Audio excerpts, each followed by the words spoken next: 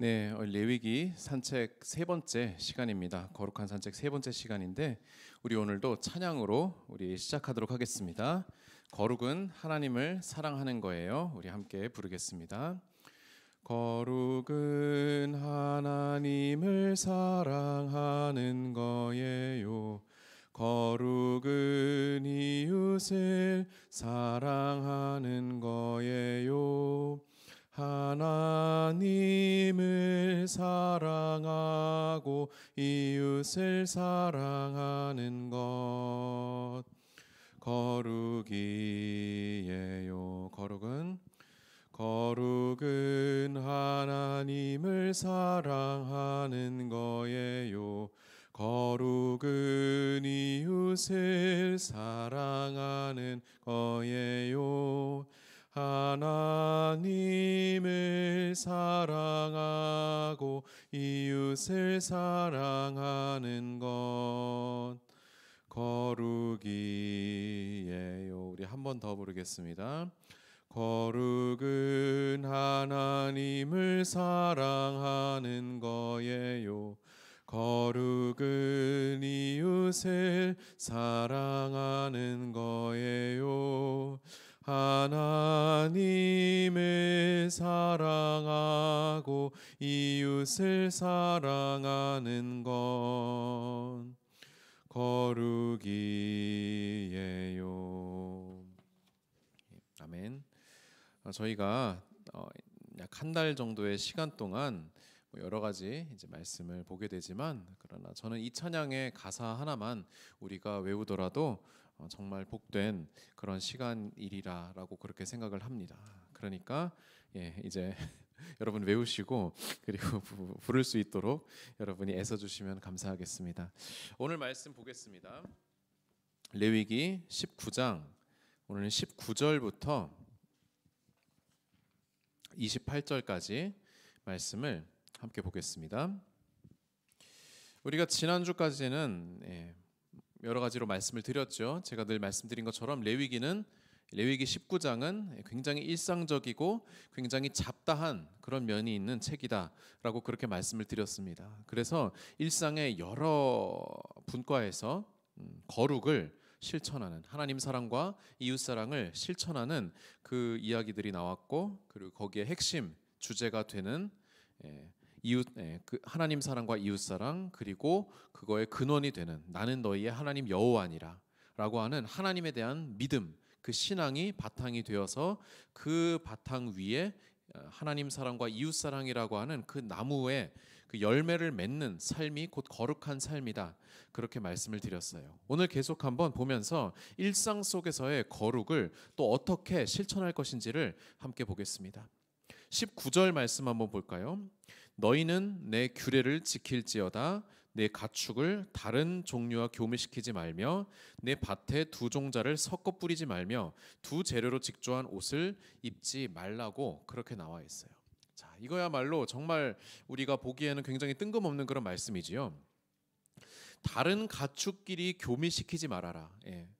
그러니까 과거에는 말하자면은 여러분, 다른 가축끼리 교미를 한다고 하는 것은 굉장히 부자연스러운 것이죠. 자연 섭리에는 어긋나는 것이죠. 그러나 오늘날에도 우리가 유전자를 이제 조작해서 뭐 식물도 그렇고 그리고 동물도 그렇고 그렇게 이것저것 하려고 하잖아요. 과거에도 그러한 시도들이 있었던 모양입니다. 그래서 뭐 대표적으로 나온 짐승이 이제 노새라고 하는 말과 당나귀를 섞어서 만든 그 일 잘하고 하지만 이제 번식 능력은 없는 그러한 짐승이 나올 수가 있겠죠. 그런데 다른 가축끼리 교미시키지 마라라고 하는 것이 왜 하나님께서 이거를 금지하신 걸까?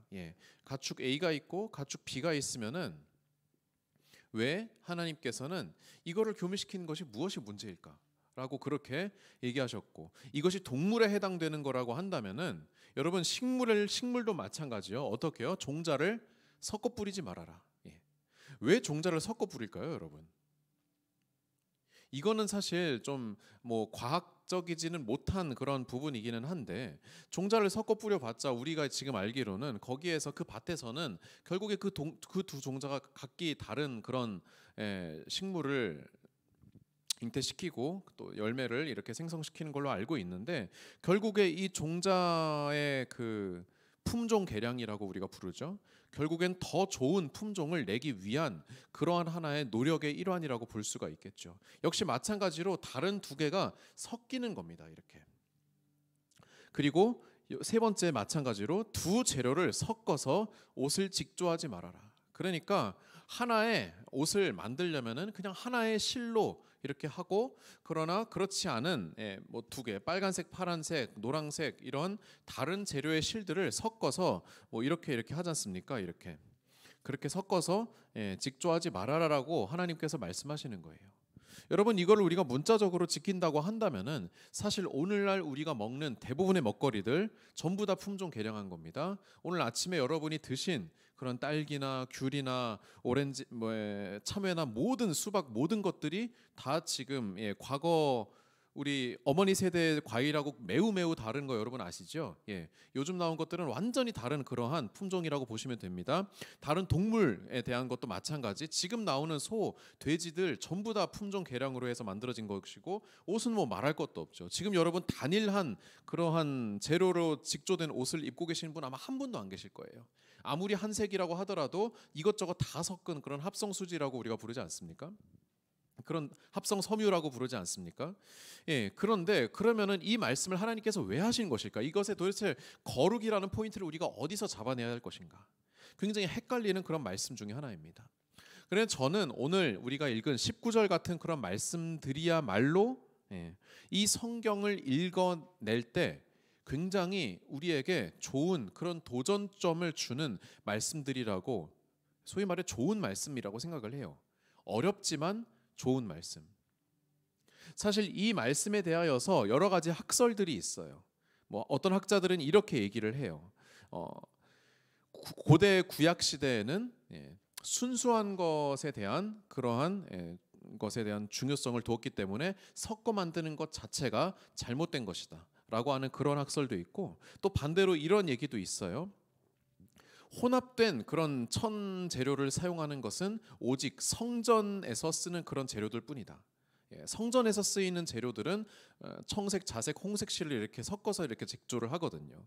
그렇기 때문에 그거를 섞어 짜서 만들어서 이제 법궤를 덮는 용도로 썼기 때문에 섞어서 만든 거는 오직 성전을 위한 것, 그리고 그 외에 우리가 일상에서 쓰는 것은 다 평이한 것라고 그렇게 얘기를 해요. 그래서 뭐 예를 들어서 우리가 그룹이라고 하는 그런 존재가 있지 않습니까? 천사들, 성전의 그 법궤의 그 양쪽의 끝에 조각되어 있는 그룹이라고 하는 천사들인데, 그 천사들도 어떤 거예요?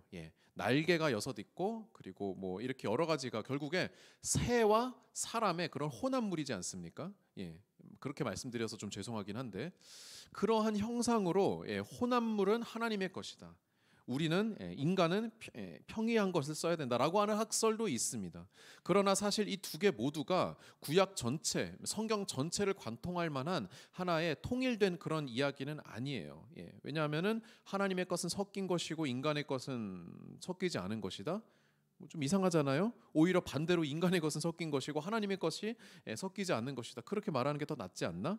이렇게 좀 헷갈리는 부분이 있기 때문에, 그래서 사실 이 말씀을 두고 우리가 명확한 답을 내리기는 조금 어려운 부분이 있어요. 그러나 제 이 말씀을 좋은 말씀이라고 말씀드리는 이유는 뭐냐 하면은, 이거를 가지고 우리가 지금 10분 정도 이렇게 얘기할 수 있기 때문이에요. 무슨 말이냐 하면은, 여러분 쉬운 말씀들이 있어요. 성경에 쭉 읽어 내려가다 보면은, 이거는 쉬운 말씀, 이거는 우리 21세기를 살아가는 오늘날의 우리도 그 즉시 우리가 적용할 수 있는 그런 말씀들이 있어요. 그럼 보통 어떻게 합니까? 그 말씀에다가 딱 줄 긋고, 그리고 그 말씀을 열심히 보고, 그리고 이제 넘어가잖아요. 그리고 한 번 통독을 하고 나서 두 번째 통독을 할 때, 그러면 어느 말씀이 더 들어와요?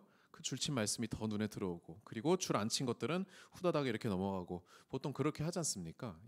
물론 그 간단하고 명료한 말씀들이 더 지키기 쉬운 말씀들이라는 것은 당연합니다. 그러나 한 가지 우리가 조심해야 할 것은, 성경에 나와 있는 적용의 말씀들 중에서 쉬운 말씀이라고 해서 그리고 우리가 지금 당장 지킬 수 있겠다라고 하는 말씀이라고 해서 우리가 맹목적으로 어떠한 맥락도 보지 않고 무조건 이거를 지키는 것이 맞는가라고 했을 때에 그런 것도 있고 안 그런 것도 있다는 거예요.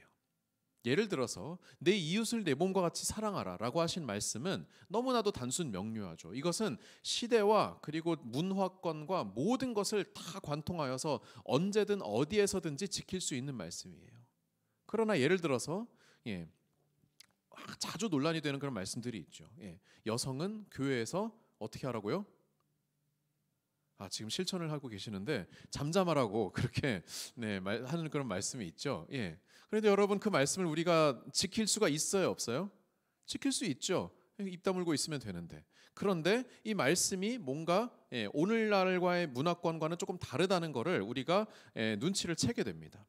그래서 거기에 고민이 들어가죠.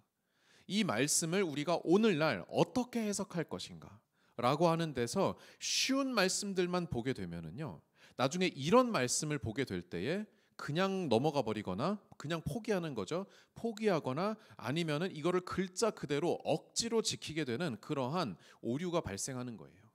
그래서 이런 말씀도 우리가 때로는 좀 깊이 들여다보면서 이게 왜 그럴까?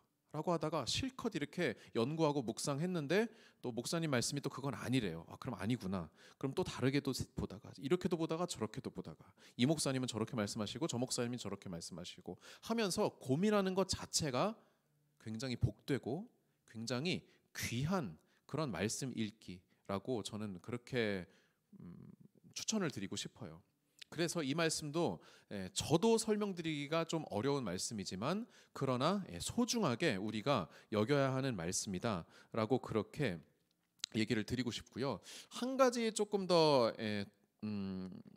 일반적인 적용점을 여기에서 읽어낸다고 한다면은 기본적으로 레위기 19장의 모든 그런 규례들은 다소 인간의 진보와 성장에 있어서 조금 부정적인 입장을 취하고 있어요. 그것은 무엇이냐 하면은 대전제가 뭐라고 했습니까? 레위기 19장의 대전제는 나는 너희의 하나님 여호와다라고 말씀을 드렸어요. 그 말은 무엇입니까? 하나님 여호와를 온전히 신뢰하고 믿는다고 하면은 그 외에 다른 것들, 우리가 먹고 사는 많은 문제들은 하나님께서 우리를 위해서 책임져 주실 것이다 라고 하는 그 신뢰가 바탕에 있는 거예요. 그런데 여기에서 행하는 방법들은 무엇입니까? 다른 짐승끼리 교미를 시킨다. 다른 씨앗을 같이 재배한다. 다른 옷끼리 이렇게 만들어낸다. 그냥 과학적으로 보더라도 다른 것을 섞어 만들 때 좋은 것이 나올 가능성이 더 높아요.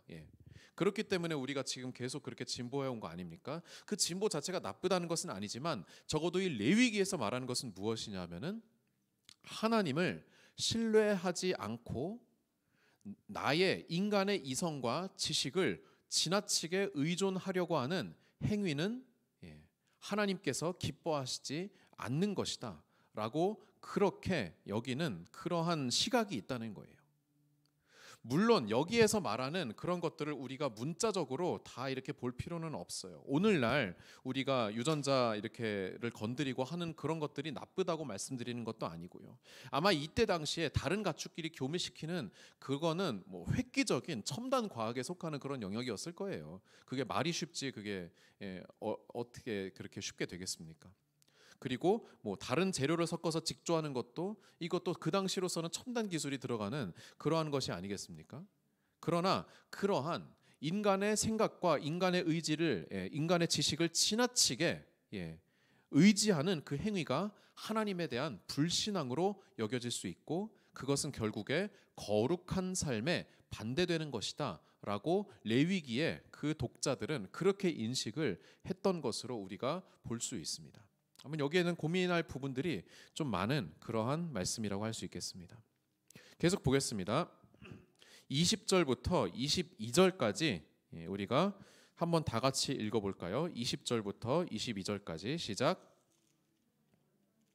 다른 사람과 정혼한 여종 곧 아직 속량되거나 해방되지 못한 여인과 동침하여 설정하면 그것은 책망을 받을 일이니라. 그러나 그들은 죽임을 당하지는 아니하리니 그 여인이 해방되지 못하였기 때문이니라. 그 남자는 그 속건 제물 순양을 회막문 여호와께로 끌고 올 것이요 제사장은 그가 범한 죄를 위하여 속건제의 순양으로 여호와 앞에 속죄할 것이요 그래야면 그가 범한 죄 사함을 받으리라. 아멘. 다른 사람과 정혼한 여종과 동침을 했을 때의 그러한 규례입니다. 이것 역시 굉장히 갑작스럽죠. 자, 지금 어떤 상황일까요? 어떤 사람이 다른 사람과 정혼한 여종과 관계를 맺었어요. 그 어떤 사람은 그러면은 반대로 어떠한 사람이겠습니까? 남자겠어요, 여자겠어요? 남자겠죠. 예. 남자니까 여종과 동침을 하려고 했겠죠. 그리고 여종과 동침을 했는데 문제가 된다라고 했던 거를 보면은 이 사람은 자유인 남성일 가능성이 높습니다. 그런데 이것에 대하여서 레위기는 뭐라고 하고 있습니까? 다른 사람과 정혼했는데 동침했기 때문에 일단 기본적으로 이것은 간음의 영역이라고 볼 수가 있겠죠. 그런데 여기서는 이렇게 얘기를 해요. 책망을 받을 일이다 라고 그렇게 얘기를 합니다. 그러나 또 어떻게 얘기해요?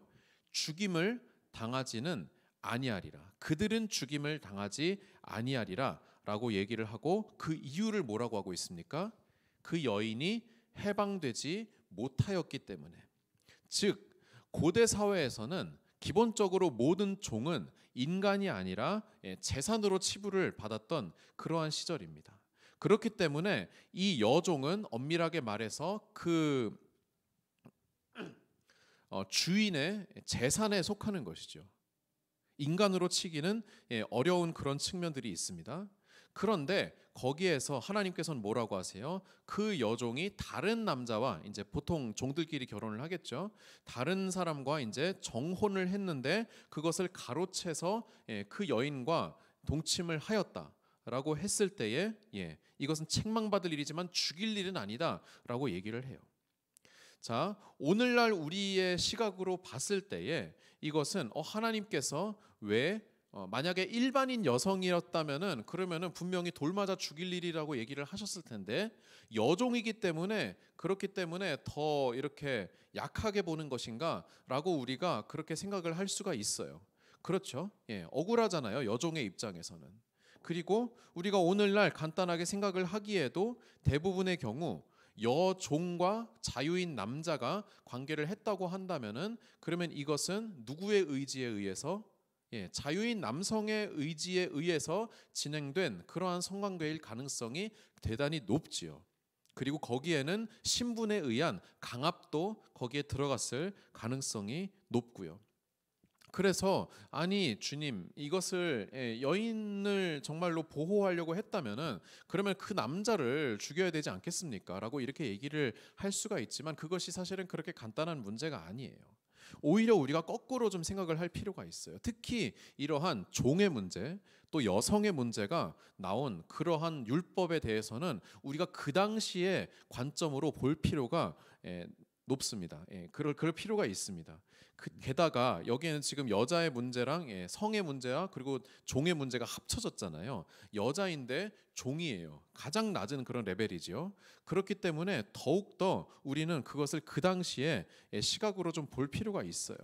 여러분 기본적으로 남자 자유민은 여기 높은데 이렇게 있는 사람이에요. 남자 자유민은. 그리고 그 다음에 이제 여자 자유민이 있고 남자 종이 있고 그리고 여자 종이 있고 여종은 말하자면은 가장 심한 대우를 받을 수밖에 없는 그런 존재지요. 뒤이어 또 나오는 부분이 있지만 잠시만요.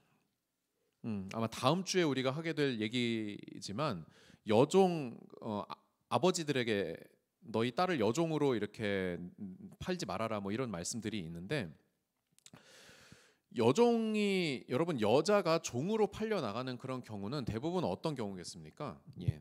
그냥 대부분의 경우는 첩으로 들어가게 돼요.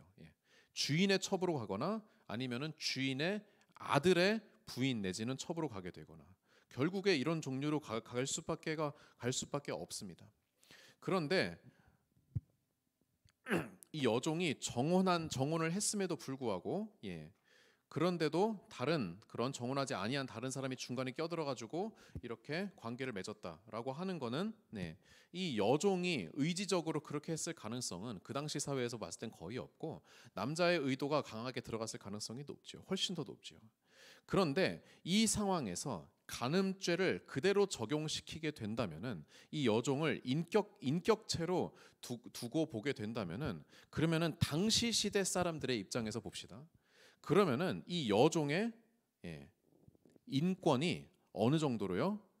한 이만큼은 점프를 해야 돼요. 그 당시 사람들의 시각으로는. 그렇기 때문에 오히려 이런 상황에서는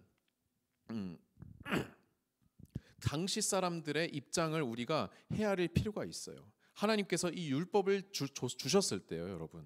이 율법을 지키라고 주신 걸까요? 아니면은 그냥 잘 두고 보라고 이렇게 주신 걸까요? 지키라고 주신 거예요. 지키라고 주신 거면은 그러면은 낙제점을 받고 있는 학생에게 너 다음 시험에 100점 맞아와라고 그렇게 이야기를 해서는 안 되는 거예요.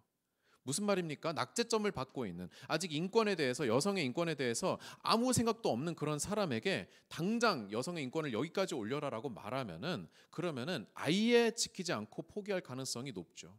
차례차례 이렇게 올라간 것이 결국에 인류의 역사 아니겠습니까? 그렇기 때문에 우리는 그 당시 시대의 사람들로부터 사람들의 입장에서 요 정도 오늘날의 기준이 아니라 한 이 정도 기준에서 이 법을 볼 필요가 있어요. 여러분 간음죄를 그대로 성립하게 되면은 그러면 어떻게 됩니까? 남자도 죽고 여자도 죽여야 돼요. 왜냐하면은 그 안에서 누가 뭐 이렇게 했고 하는 그러한 정확한 증거를 우리가 그 당시에는 잡지를 않았기 때문에. 그러나 지금 정확하게 얘기를 하고 있죠. 남자가 이렇게 했을 때는 여자는 죄가 있어요, 없어요? 여종은 죄가 없는 걸로 나와요. 하지만 남자의 행위는 책망받을 행위로 나와요. 그렇기 때문에 근데 남자를 죽여버리면은 그러면 어떻게 하겠습니까? 자, 이런 일이 벌어졌어요. 근데 남자가 율법에 따라서 죽여야 돼. 그러면은 이 남자가 그 전에 어떻게 하겠습니까? 뭐 여종을 죽이거나 어떻게 훨씬 더 폭력적인 그런 결정을 내릴 가능성이 높지요. 만약에 안 그러면 내가 죽는데 예를 들어서. 그러나 그렇지 않고 지금 어떻게 합의를 보고 있습니까? 속건제를 드려라. 속건제로 순양 하나를 드려라. 라고 이렇게 얘기를 하고 있어요. 여러분 순양 한 마리면은 사실은 꽤 드는 겁니다.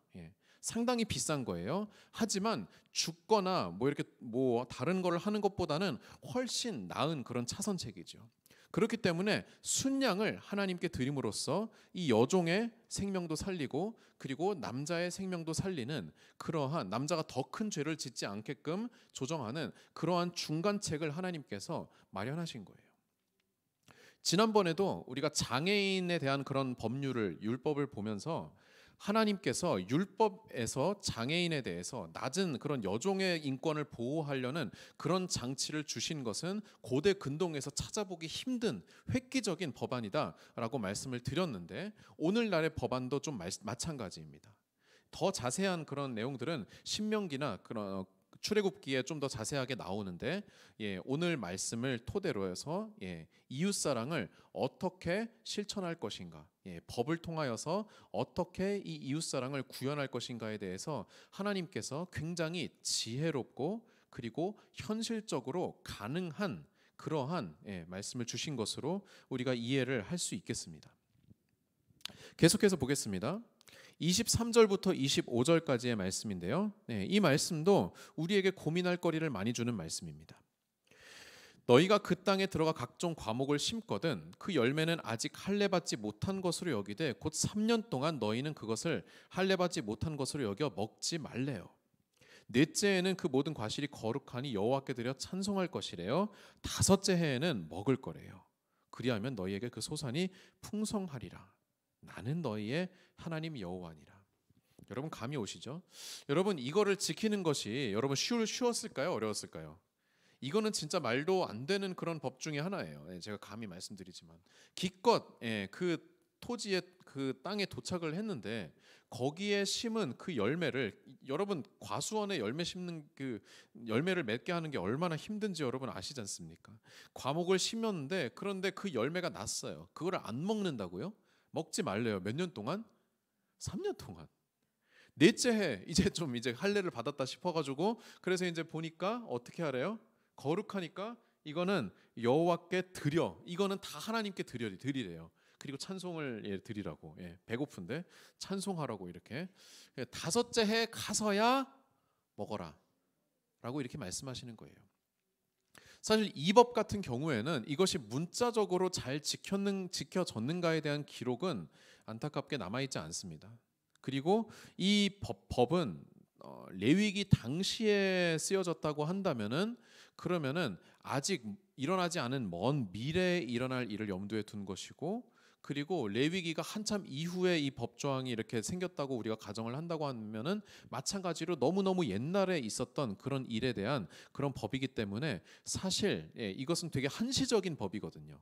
딱 도착하고 나서 5년 이내에 지켜야 할 그런 법이기 때문에 그래서 그때 당시 이것을 얼마나 지켰는지는 우리가 알기가 어렵습니다. 다만 여기에서 우리가 볼 수 있는 당시 사람들이 생각했던 하나님에 대한 거룩의 그 내용이 무엇이냐를 봤을 때에 저는 이렇게 말씀드리고 싶어요. 먹는 것조차 거룩의 문제랑 연결이 된다. 먹는 거는 여러분 뭐예요? 내 삶에 있어서, 인간의 삶에 있어서 가장 기본적인 게 먹는 거잖아요. 그런데 가장 기본적인 일상의 영역들조차도 하나님 앞에 거룩함으로 드려지는지 아니면은 거룩하지 않는 것으로 되는지, 그것에 굉장히 신경을 그 당시 사람들이 썼다는 겁니다. 여러분, 오늘날 우리가 저지르는 하나의 그런 경향이라고 말씀드릴 것 같으면은 그것이 무엇이냐면은 종교를 일상의 삶과 분리시키는 거예요. 내가 교회 안에서 예배를 드리고 봉사를 하고 교회 사람들과 나눔을 하고 하는 그 영역이 종교의 영역이다라고 하면은 그렇지 않고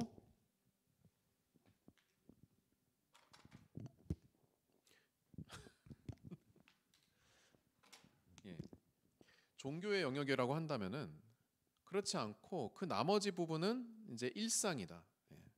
그래서 이 삶에서는 우리가 우리 마음대로 살아간다라고 그렇게 여길 수 있는 부분이에요. 사실 뭐 이것은 기독교만의 문제는 아닙니다. 뭐 일반적으로 뭐 천주교나 아니면은 뭐 불교나 다른 종교도 마찬가지로 내가 종교인으로서의 삶이 있고 그리고 일상에서의 그렇게 그냥 드려지는 그런 삶이 있어요. 살아가는 삶이 있어요. 그런데 그 당시 유대인들은 어땠습니까? 히브리인들은 일상과 종교를 하나의 영역으로 뒀어요. 옷 입는 거, 밥 먹는 거, 자는 것, 일상의 법률, 모든 것을 하나의 영역으로 그 당시 사람들이 봤다는 거예요. 물론 오늘날 우리가 종교의 영역을 모든 우리의 일상에 다 확장시켜서 적용할 수는 없어요. 그런 시대는 아니에요. 그런 문화권도 아니고. 하지만 우리의 삶에서 그거를 국한시킨다고 한다면은 여러분이 일상 속에서 그리스도인으로서 교회에 있는 그리스도인의 모습과 똑같이 살아가고 있는지, 가정에서의 나의 모습이, 회사에서의 나의 모습이, 사업장에서의 나의 모습과 또 나 혼자 있을 때 나의 모습이 그리스도 앞에서, 하나님 앞에서의 종교인의 모습과 일치하는지, 그것을 여러분이 잘 보셨으면 좋겠어요.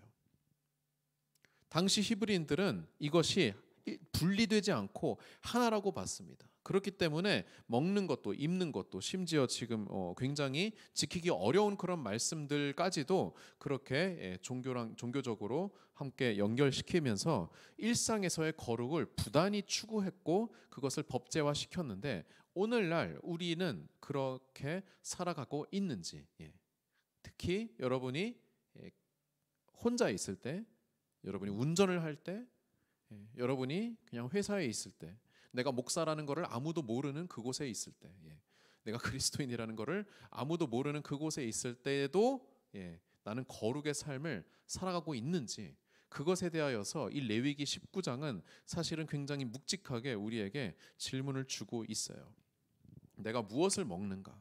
내가 무엇을 입는가? 내가 무엇을 말하는가? 내가 무엇을 선택하는가? 그것 하나하나가 거룩의 문제랑 연결되어 있다라고 하는 것을 우리가 한번 생각해 보면 좋을 것 같습니다. 계속 보겠습니다. 26절, 너희는 무엇이든지 어떻게 하라고요? 피째 먹지 말라고 했어요. 역시 아까랑 마찬가지로 먹는 문제랑 또 연결되죠. 피째 먹지 말라고 하는 것은 구약에서 아주 오랫동안 진행된 그러한 하나의 율례입니다. 피는 무엇을 상징하겠습니까?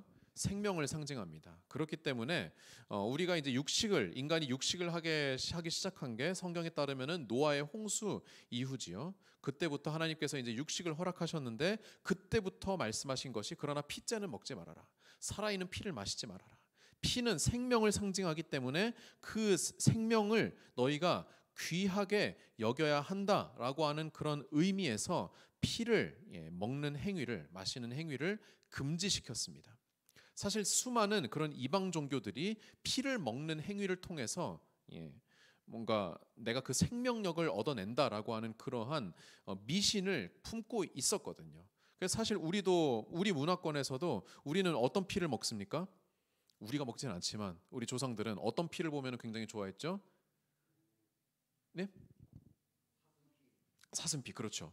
사슴피라든가 아니면 뱀피라든가 뭐 그런 거, 뭐 기운이 허할 때 뭐 그거를 먹으면은 뭐 괜찮아진다라고 그렇게 뭐 얘기를 많이 했죠. 사실은 의학적으로는 전혀 뭐 그냥 그 단백질과 철분이 높으니까 안 먹는 것보다야 낫겠지만, 그러나 전혀 그런 효능이 없는 그런 것들인데 그것에 대한 그 플라시보 효과라고 할까요? 그런 것들이 굉장히 강하기 때문에 사람들이 그거를 그렇게 찾아서 먹었잖아요. 어떤 종교든 어떤 문화권이든. 그러나 이스라엘에서는 그거를 금지시켰습니다. 심지어 이것은 어디까지 가냐면 사도행전까지 넘어가요. 사도행전에 보면은 예루살렘 회의 때에도 너희가 이제 할례 받지 않아도 된다. 그리고 우상에게 바쳐진 그런 짐승이라 하더라도 너희가 이것에 대하여서 양심의 거리낌 없이 이렇게 하면은 그러면 먹어도 된다라고 그렇게 결론이 조금씩 이제 나아지고 있는데, 그 중에 하나가 뭐였냐면은 그럼에도 불구하고 절대로 안 된다라고 하는 것들이 뭐였냐면은 우상에게 절하지 말고 음행하지 말고 목매어 죽인 것과 그리고 피를 먹지 말아라라고 그렇게 얘기를 하고 있어요. 참 재밌는 거죠. 그때 가서도 할례로부터 해방이 된 시점에서도 피는 상징하는 것이 그만큼 강렬하기 때문에 너희가 조심하라라고 그렇게 이야기하는 거예요. 물론 오늘날 우리가 이제 선지를 여러분이 즐겨 드시는지 모르겠습니다. 그거는 먹어도 뭐 아무 문제 없습니다. 그건 아무 문제 없고요. 제가 직접 목격했는데 저희 담임 목사님도 선지를 잘 드십니다. 그래서 그거는 뭐 전혀 양심의 거리낌 없이 요즘에도 근데 이것 때문에 선지 안 드시는 분들이 있거든요. 종교적인 이유 때문에. 이거는 여러분이 전혀 거리낌 없이 얘기하셔도 됩니다. 그렇다고 또 목사님 한테 가서 피 드신다면서요? 뭐 이렇게 하면 안 돼요, 여러분. 거기도 있고 또 뭐 맛집 몇 개가 있는데 제가 여기서는 조용히 하겠습니다. 26절 계속 보겠습니다. 피째 먹지 말며, 그 다음에 뭐 하라고요? 점을 치지 말고 또 술법을 행하지 말아라. 자, 점치는 것과 술법을 행하는 것, 뭐 마술, 요술 이런 거를 부리는 것에 대하여서 사실 성경에서 아주 자주 아주 오랫동안 얘기되어진 그러한 주제죠. 점 보는 것과 그리고 이제 뭐 술법을 행하는 것, 그런 것들이 기본적으로 성경에서는 다 금지가 되어 있습니다. 금지가 다 되어 있는데, 그러나 한편으로 보면은 성경에 보면은 적지 않게 하나님 믿는다고 하는 사람들이 점치고 술법 보는 것들이 있어요. 우리가 지금 믿음의 조상으로 인정하는 사람들조차도. 왜 그럴까요, 여러분? 여러분, 그때 당시에 점치고 술법을 본다라고 하는 것은, 점은 이제 가장 많았던 것이 이제 별을 관측하면서 이제 미래를 예측하는 그런 것들이 많았는데요. 여러분 생각해 보면은 별 따라서 온 사람들 누구 있었어요? 동방 박사들, 점치는 사람들, 박사들이 이제 점치는 사람들이었어요. 그리고 이스라엘 역사에 있어서 그런 점보는 행위로 가장 크게 날렸던 인물들이라고 한다면은 이를테면은 저는 요셉을 들 수 있겠고요. 요셉도 거기에 보면은 그 누굽니까? 요셉의 동생 그 베냐민의 그 은잔을 베냐민의 짐 속에 은잔을 넣어가지고 그렇게 자작극을 이렇게 하잖아요. 그때 나오는 표현이 뭐냐면은 나는 점을 잘 보는 사람인 줄을 몰랐느냐? 어떻게 하셨습니까? 나는 그렇게 요셉이 직접 이렇게 얘기를 해요. 그리고 또 다니엘 같은 경우도 있어요. 기본적으로 꿈을 해몽하고 그리고 그 꿈을 통하여서 앞으로 이런 일이 일어날 것입니다 라고 하는 사람들 모두가 점치는 사람들이에요. 자, 그러면 여기에서 발생한 이 모순들을 우리가 어떻게 해결할 수 있겠는가? 저는 이렇게 말씀드리고 싶습니다. 구약의 관점에서 점치는 그런 행위 자체는 오늘날의 점치는 것과는 조금 다르게 해석되어져야 한다. 점 보는 것은 오늘날에는 어떤 겁니까? 미래를 예측해서 어떻게 해요? 미래를 예측해서 하나님의 뜻대로 살아가기로 결단하는 건가요? 아니죠. 어떻게 해요? 장차 올 그런 길흉, 그렇죠. 그거를 길이 있으면 그거를 쫓아가고 흉이 있으면 그걸 피해 가려고 하는 그런 거잖아요. 그런데 구약에 그거를 보게 되면은 좀 비슷한가 싶기도 한데 뭐냐면은 하나님께서 이 땅 가운데 어떻게 역사하실 것이라라고 하는 것에 대한 그러한 예언을 이거를 통해서 받는 거예요. 그러니까 예언을 직통으로 받는 그런 경우도 있어요. 하나님께서 앞으로 어떻게 될 것이다라고 그렇게 말씀하시는 경우도 있습니다만 여러분 요셉만 하더라도요. 그가 애굽의 7년의 그런 풍년과 흉년이 들 것을 어떻게 알았습니까? 바로의 꿈을 해몽시키면서 알았거든요. 하나님께서 직접 말씀하지 않으셨어요. 말하자면은 점 보는 행위와 사실은 큰 차이가 없는 거예요. 이것을 통하여서 미래에 어떤 일이 일어날 것인가 이거를 확인하려고 했던 그런 사람들이 구약에도 굉장히 많았기 때문에 저는 말씀드리고 싶어요. 이 점치는 행위 자체가 엄밀하게 말해서 이 행위 자체가 하나님 앞에 죄가 된 것은 아니다. 하지만 중요한 것은 무엇이냐 하면은 그렇게 따지면은 미래를 예측하는 오늘날의 미래 학자들도 지금 뭐 다 잘못하고 있는 것은 마찬가지겠죠. 그러나 중요한 것은 무엇이냐 하면은 이 점치는 행위의 목적이 어디 있느냐는 거예요. 아까 말씀드렸던 뭐 요셉이라든가 다니엘이라든가 아니면은 뭐 사도행전에도 그 미래를 예측하여서 큰 흉년이 들 것이다라고 그렇게 말했던 점치는 사람이 있었습니다만 그 목적이 어디 있느냐? 구약에 방금 언급했던 사람들은 이것을 통하여서 하나님께서 나에게 알려주신 미래를 통하여서 하나님의 명령을 수행하고 하나님의 뜻대로 살고자 하는 그러한 메시지를 주려고 했어요. 다니엘 엄청나게 많은 그런 메시지를 받고 그거를 어떻게 했습니까? 다 그가 글로 남겨가지고 후대를 위하여서 너희가 환란을 당하게 되겠지만 우리가 얼마 전까지 다니엘로 새벽기도회랑 그리고 큐티를 했었죠. 어떠한 목적들이 있었습니까? 그 당시를 살아가는 사람들 또 그 이후에 다니엘의 후손들에게 환란이 있겠지만 그것을 버텨내고 하나님께서 승리하실 것을 믿어라 라고 하는 그러한 목적이 분명하게 있었던 것이죠. 그러나 오늘날에 지금 시대에 또 뭐 그 당시 레위기 시대도 마찬가지겠지만 이때 말하는 점치고 술법을 행하는 사람들의 목적은 뭐예요? 맞아요.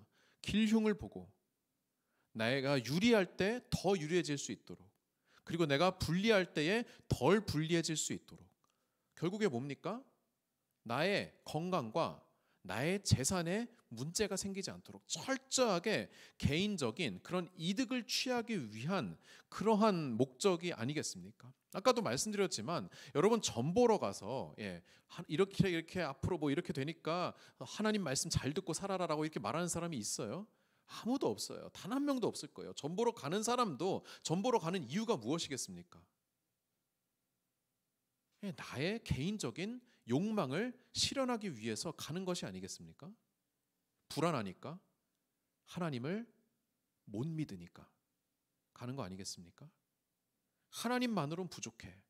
나는 점쟁이에, 용한 점쟁이에 그게 필요해 라고 해서 가는 거 아니겠습니까? 그렇기 때문에 이 점치는 것에 대해서는 제가 그렇게 말씀드릴 수가 있고요. 술법이라고 하는 것에 대해서도 뭐 비슷한 관점에서 볼 수 있는데, 여러분 구약 시대에 술법을 아주 잘 행했던 대단한 하나님의 사람이 있죠. 누가 있을까요? 예? 모세가 있죠. 그렇죠. 모세는요, 인류 역사에서 정말 나일강을 피로, 물론 모세가 한 것은 아니지만 어쨌든 모세라는 매개체를 통해서 바위에서 물이 나게 하고 홍해를 갈라지게 하고, 여러분 이런 술법 벌인 사람 없습니다. 엘리야라든가 엘리사라든가 그런 사람들도 사실은 여기에 해당되고요. 그러나 마찬가지로 오늘날 우리가 이 말씀을 읽을 때에 술법에 대해서 우리가 어떻게 볼 것인가? 여러분 술법을 오늘날로 바꾸면은, 그러면은 어떠한 용어로 우리가 바꿀 수 있을까요?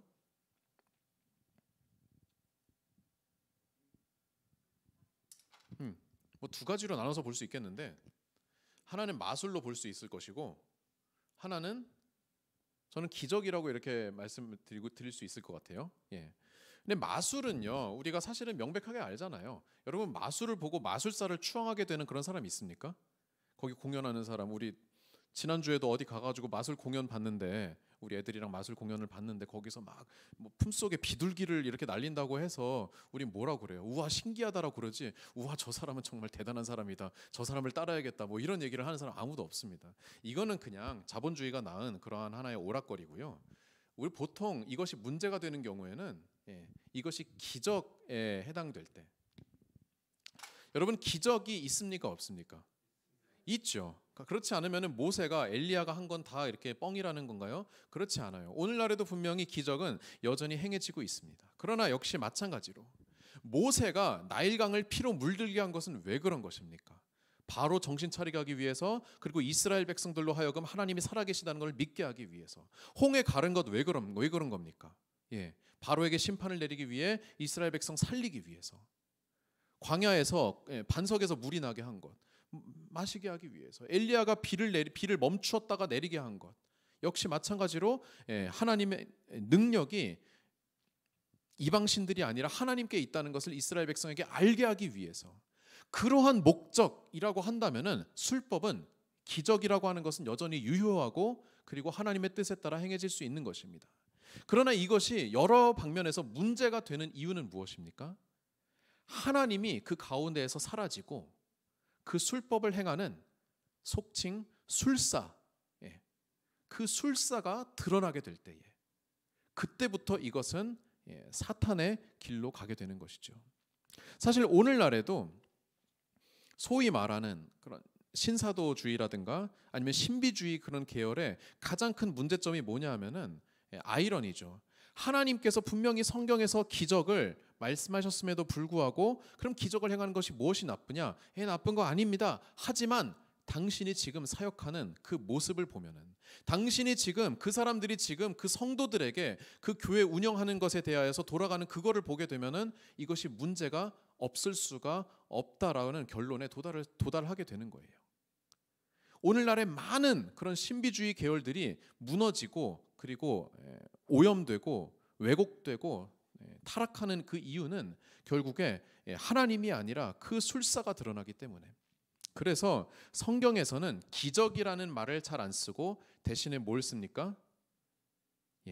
이적이라는 말을 써요. 무슨 차이입니까? 기적은 그냥 미라클, 그 일어난 사건 자체예요. 신비하다 그건데, 이적은 뭐냐면은 그 미라클, 그 사건 위에 무엇을, 하나님의 의지를 그 가운데 얹어 놓는 거예요. 그래서 예수님께서 수많은 이적을 베푸셨는데, 그 이적, 모든 이적들이 다 예수님이 드러나게 하신 것이 아니라 하나님의 나라를 드러내기 위한 이적들이었단 말이에요.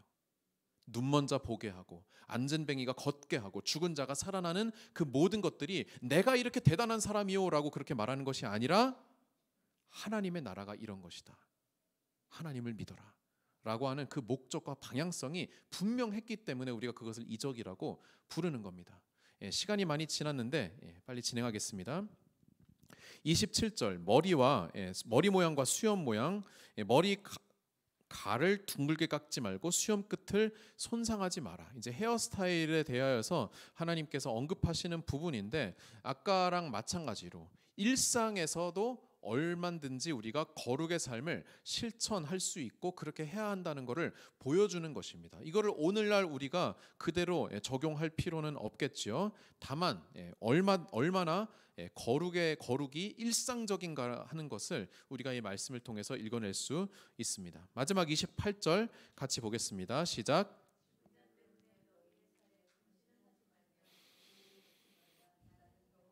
네.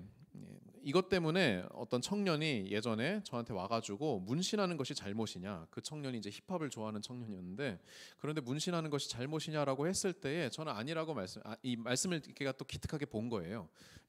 그래서 아니라고 했어요. 이 말씀의 의미는 문신을 하지 말라라는 데 초점이 있는 것이 아니라 죽은 자 때문에, 많은 고대의 그런 의식들은 죽은 자를 숭배하는 것과 연결이 됩니다. 그렇기 때문에 문신을 하게 될 경우에 많은 경우 문신을 하게 되면 그 사람의 이름이나 아니면 그 사람을 상징하는 어떤 동물이나 아니면은 그 얼굴 모양이라든가 그런 거를 새길 때에 그 사람의 혼이 이제 여기에 들어온다라고 그렇게 생각을 했고, 그 혼이 나를 어떻게 하겠어요? 나에게 도움을 주고 나를 지켜주는 그런 수호신 역할을 한다라고 그렇게 많이들 생각을 했었단 말이에요.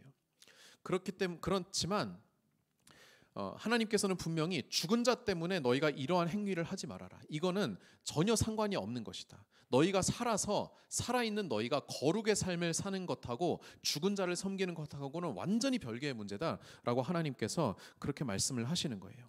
조금만 더 얘기를 하자면은 구약 성경에서는 여러분 놀라울 정도로 내세에 대한 그런 언급이 적습니다. 많지 않아요. 유일하게 예외가 이제 다니엘서 같은 경우예요. 그 다니엘서에서 조금 언급을 하지만 그 외에는 그냥 장례 마치면은 끝이에요. 더 이상 그 얘기가 거의 나오지 않습니다. 그렇기 때문에 신약에 와서는 이제 죽음 이후에 너희가 부활을 하게 될 것이다라고 하는 그런 얘기들이 요한서신이라든가 바울서신에 조금씩 나오지만, 그러나 역시 여기도 하나님께서 강조점을 주신 부분은 아니에요. 그렇기 때문에 기독교 신앙에 있어서 죽음 이후에 그런 삶에 대하여서 궁금해하고 그리고 거기에 집중하는 것은 사실 건강한 신앙이 아니라고 저는 말씀드리고 싶어요. 만약에 그것이 중요한 교리였다고 한다면은 하나님께서 분명히 뭐 천국 행전 같은 그런 책을 이렇게 주셔가지고 죽음 이후의 삶이 어떻게 될 것인가에 대해서 많이 얘기하셨을 거예요. 사실 그런 신앙 간증들이 있잖아요. 죽은 다음에 막 빛이 보이고 그리고 뭐 누구 만나고 어디 가고 어디 빨려 들어가고 뭐 이런 얘기들이 많이 있지만, 사실 그것도 얘기 들어보면은 다 조금씩 다르거든요. 문화권마다 또 다르고 성경에 안 적혀 있잖아요. 그러면은 그렇게까지 중요한 것이 아니에요. 중요한 것들은 반복돼요. 오늘 레위기 19장에 나온 것만 하더라도 나는 너희의 하나님 여호와다. 이웃을 사랑하라. 거룩하라. 이거는 되게 많이 반복되는데 그건 아니거든요. 그렇기 때문에 사실 내세의 삶에 집중하는 것이 그렇게 건강한 것은 아니다. 현세의 삶에 집중하고 현세를 살아갈 때 이 땅에서 내가 얼마나 거룩한 삶을 살고 얼마나 하나님을 드러내는 삶을 살 것인가, 그것에 집중하는 것이 중요하다고 말씀드리고 싶어요. 그러나 그렇다고 해서 그러면 장래가 중요하지 않은 것이냐라고 한다면은 그것은 절대로 아닙니다. 성경의 많은 부분에서 장래가 굉장히 중요한 문화라는 것을 얘기하고 있고요. 그리고 기독교 전통에 있어서도 장래에 굉장히 많이 신경 쓰고 그리고 중요하게 여기는 그런 부분들이 많이 있습니다. 한 가지만 예를 들자면은 성경의 구약 성경, 신약 성경 사이에 쓰여진 하나의 문서 중에 지금 카톨릭 외경에는 등재가 되어 있는데 토비트서라는 그러한 서신이 그런 이야기가 있는데, 거기에 보면 하나님께서 토비트를 칭찬하셨다라는 그런 얘기가 나와요. 그런데 왜 칭찬했느냐? 그 토비트가 무연고자의 시체를 장례를 해줬기 때문에, 대신 해줬기 때문에 이것은 최고의 선이다. 뭐 이렇게까지 얘기를 하는 그런 장면이 있어요. 뭐 이것이 진리다라는 것은 아니지만 그만큼 하나님께서 죽은 자를 위하여서 우리가 슬퍼하고 또 죽은 자의 가족들을 위로하고 하는 부분에 대해서는 우리의 마음을 다하여서 정성을 다하여서 그렇게 해야 한다라고 하는 것을 말씀하고 계시고, 그것에 따라서 오늘날 교회의 시스템 역시 장례를 중요하게 여기고 하는 부분은 저는 굉장히 긍정적인 부분이라고 말씀을 드리고 싶습니다. 네, 오늘 여러 가지 이야기를 나누었습니다만 일상 속에서의 그 거룩이 얼마나 소중하고 또 우리가 가까이에서 느낄 수 있는 것인지, 또 신경 쓸 것이 얼마나 많은지에 대하여서 함께 이야기를 나누었습니다. 다음 주 이 시간에 이제 마지막 이야기를 나누도록 하겠습니다. 여러분 수고하셨고 제가 잠시 기도하겠습니다. 하나님 아버지, 감사드립니다. 레위기 19장을 통하여서 이 땅 위에서 거룩한 삶을 살아가는 것이 얼마나 소중하고 또 귀하고 복된 일인지를 우리가 다시금 새기게 하여 주셔서 감사를 드립니다. 이 땅 위에서 많은 유혹이 있고 또 많은 핍박들도 있겠지만, 그러나 그 모든 광야의 때를 지나갈 때에 하나님의 손을 붙잡고 거룩한 삶을 연습할 수 있는 그런 우리 모두가 되게 하여 주시옵소서. 감사드리며 예수님의 이름으로 기도드립니다. 아멘. 수고하셨습니다. 감사합니다.